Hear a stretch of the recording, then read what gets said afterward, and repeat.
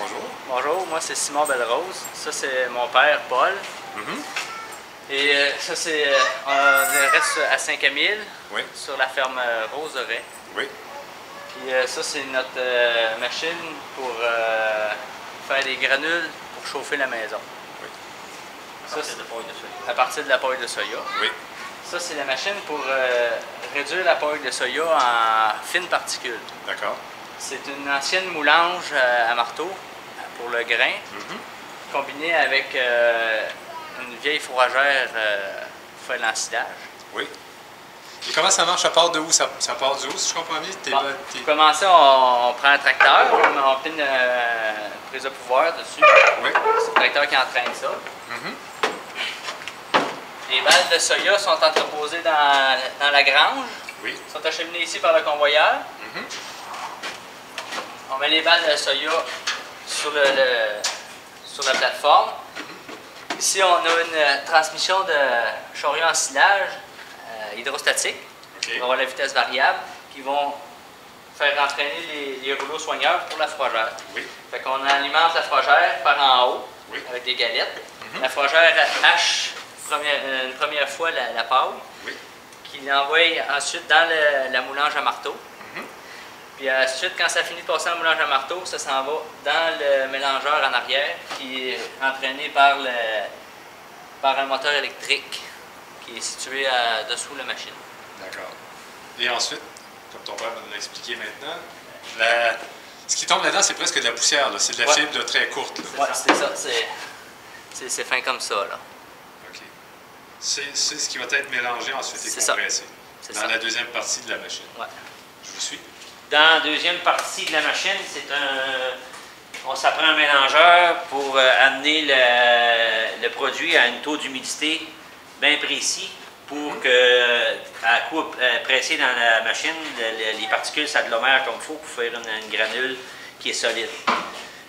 Ça sort du mélangeur pour aller dans un régulateur parce que l'alimentation de la machine à granules doit être bien régulière, un débit très constant.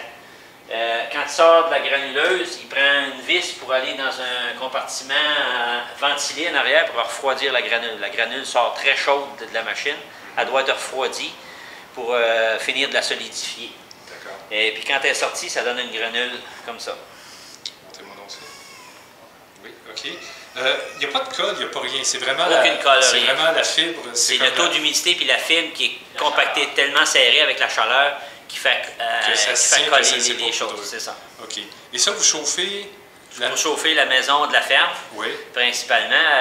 Puis quand on prend les granules comme ça, pour enlever les petites poussières, des choses comme ça, on passe ensuite dans le crible qui est là, pour nettoyer les granules, pour être certain qu'il n'y a plus de fines poussières dedans.